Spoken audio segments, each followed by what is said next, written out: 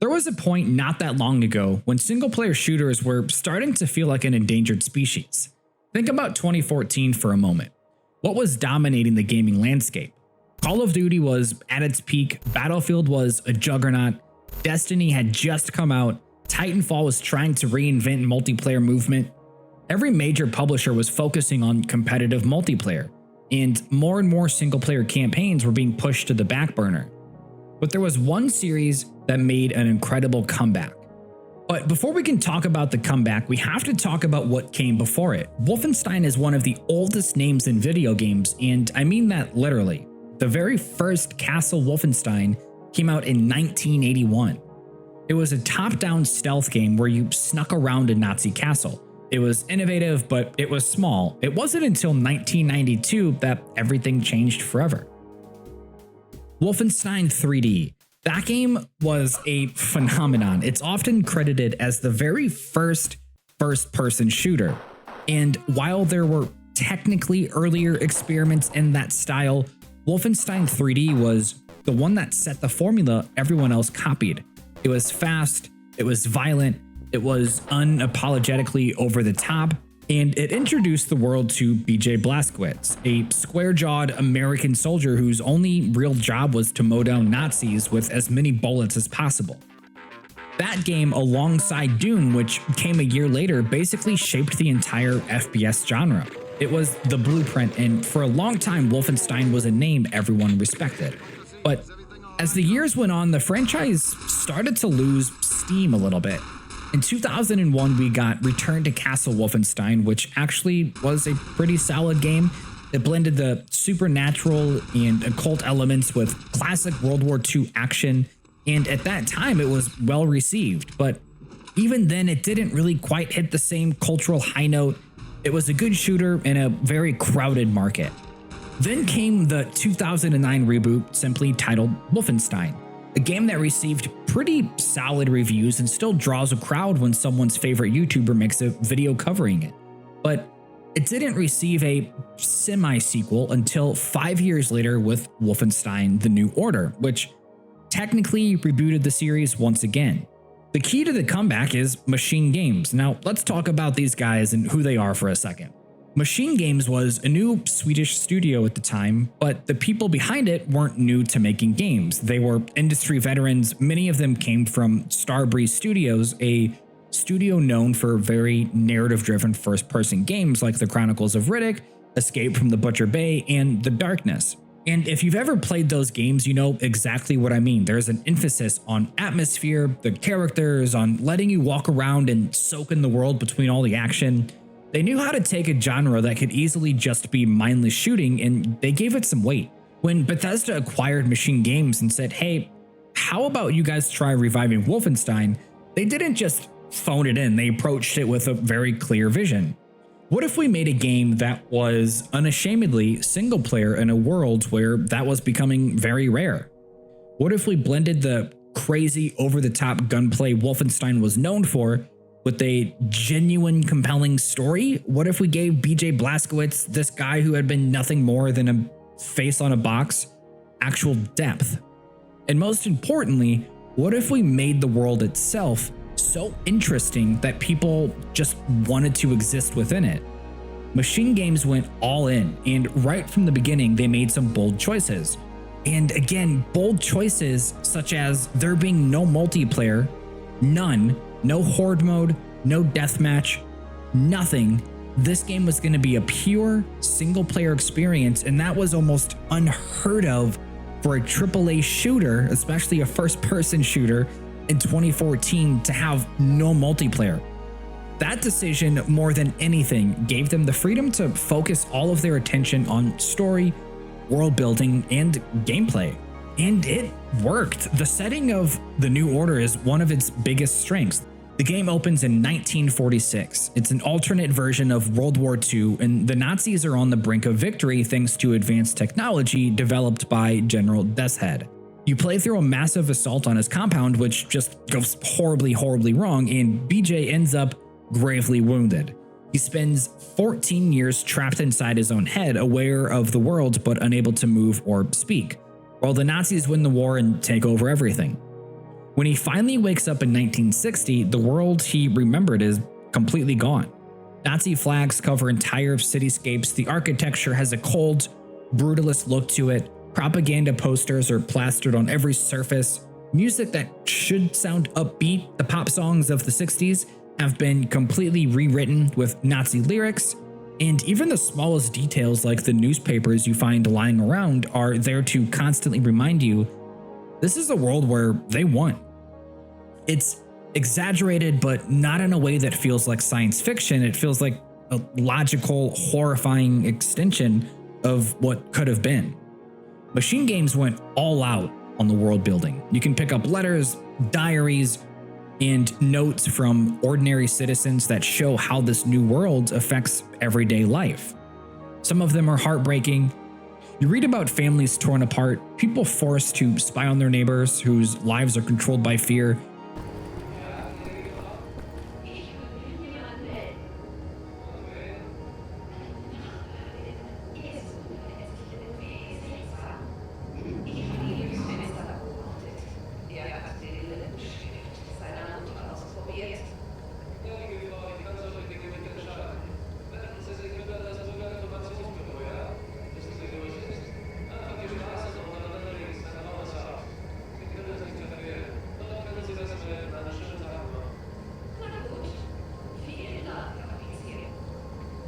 You can walk through a level and just look around at every little detail because something within that level is telling a different story. And I've got to say, I'm one of those who have played the New Order several times now, and there are still moments where I just stop in a Nazi-occupied city and look at everything.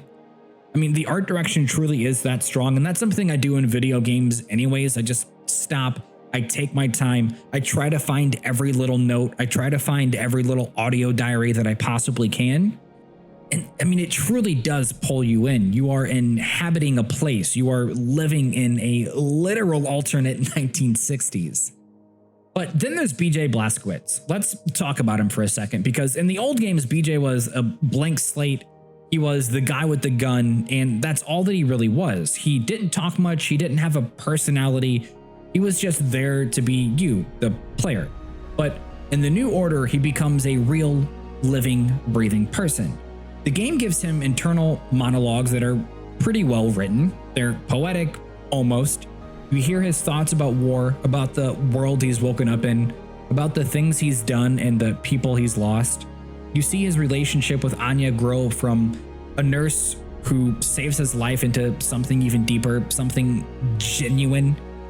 Their moments together aren't there just to fill time. They're tender, even intimate in a way you almost never see really in an action-heavy Nazi-killing FPS.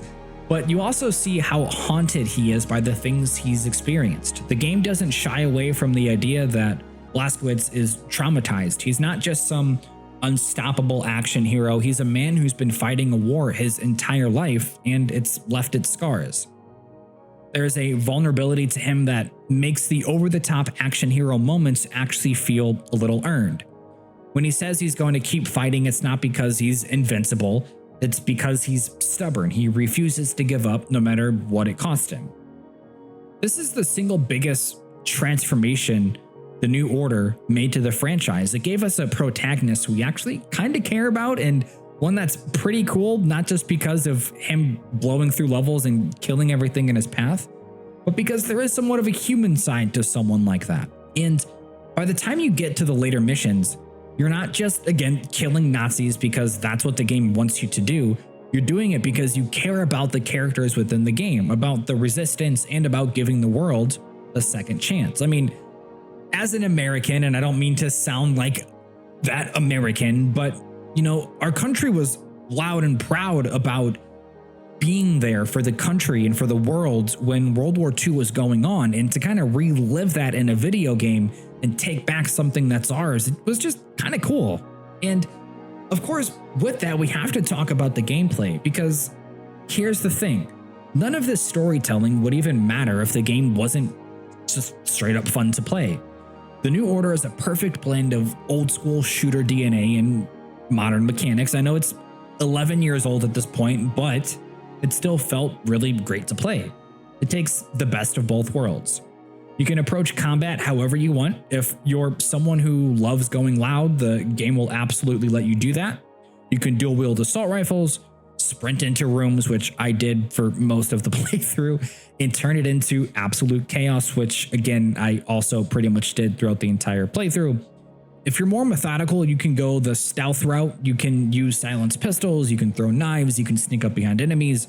The level design actually pretty much supports both approaches, which is rare. Of course, one is going to be harder than the other, but the gunplay is heavy and satisfying. Every weapon feels distinct, and one of my favorite things, you can carry an arsenal. There's no only 2 guns at a time limit here. You feel like you're armed literally to the teeth. The perk system encourages you to try different tactics, get a certain number of stealth kills, you'll unlock new abilities that make stealth easier.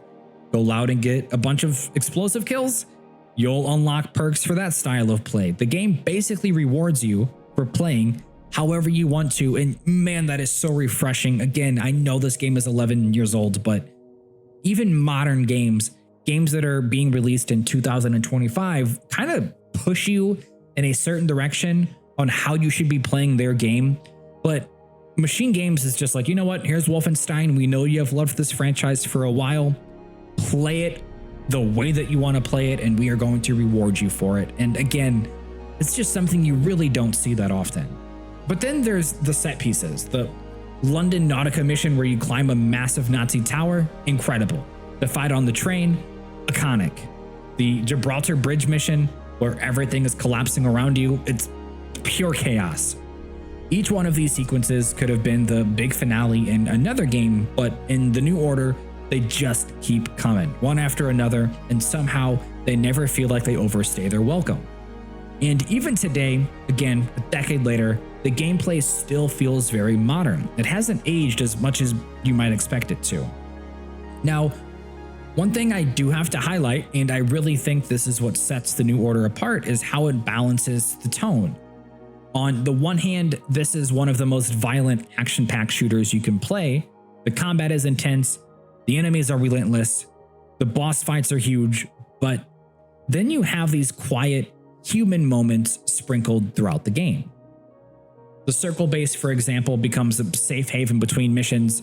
You can walk around, talk to people, learn their stories. You can help someone, even fix a broken record player. You can feed a cat. You can just breathe. And it helps the game from being, again, just too overbearing and repetitive. That's why these moments of being at the circle base just really kind of felt nice to me to be able to do.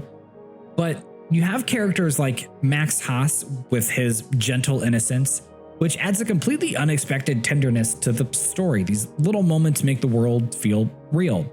They make you care about the people you're fighting alongside.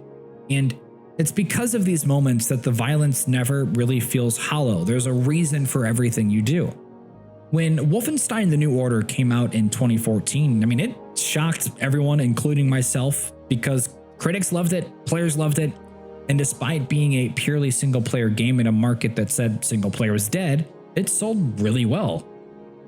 It proved something that I think the industry had forgotten at that time, that there's still a huge appetite for a focused, story-driven shooter, that you also don't need multiplayer to justify a $60 price tag, that people still want a good, old-fashioned campaign. Its success directly paved the way for the Old Blood and the New Colossus, and honestly, I think it influenced how ID Software approached Doom in 2016. Without the New Order proving that a pure single-player shooter could work, Doom might have been a very different game. The New Order didn't just bring Wolfenstein back, it reminded everyone what made this genre so great in the first place. And as if the New Order wasn't enough to solidify Wolfenstein's comeback, there's something else brewing that's getting fans fired up, and it's Amazon's upcoming live-action Wolfenstein TV series. This show is being developed by Amazon MGM Studios and Kilter Films, the same production team behind the Fallout series, and the series will be led by Patrick Somerville, who you might know as the creator of Station 11 and a writer on The Leftovers. He's taking on showrunner, writer, and executive producer roles. On top of that, you've got Lisa Joy and Jonathan Nolan involved as producers. Yep, the minds behind Westworld. And from the gaming side, MachineGames' own Jeff Christopherson, whatever his name is, on board as an executive producer. I mean, this is just a dream team for fans.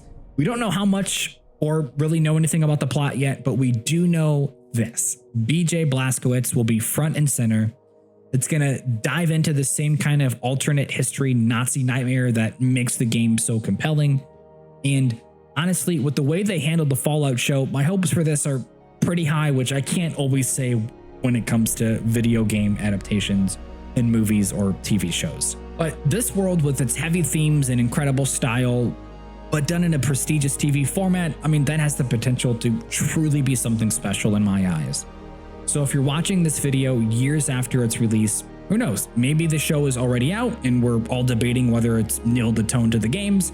But right now, in this moment, the anticipation alone for me is pretty exciting. So after all of this, I want to say Wolfenstein: The New Order is without a doubt one of the most important FPS shooter comebacks ever. It took a franchise that was basically forgotten and gave it new life. It gave us a world we couldn't stop exploring. It gave us a protagonist we actually cared about. And it gave us gameplay that is still, even now, some of the most satisfying you can find. And if you've never played it, do yourself a favor, pick it up. It's on Game Pass for Xbox, and it might be on PS5 also, on PlayStation Plus or PS4. But even after all these years, it's absolutely worth your time. And if you did play it back when it came out, I'd love to hear your stories. Did it surprise you as much as it surprised me? Was this your first Wolfenstein game? Or did it bring you back to the franchise after years of being away? And of course, what do you want to see in that upcoming Wolfenstein TV series? Should they stick to the tone and world of the New Order? Should they expand? Should they go supernatural or keep it grounded? But thank you so much for sticking around for this deep dive. If you've enjoyed it, please hit that like, subscribe. We've got a lot more of these coming up. But until next time, keep fighting that good fight, everybody. Peace out.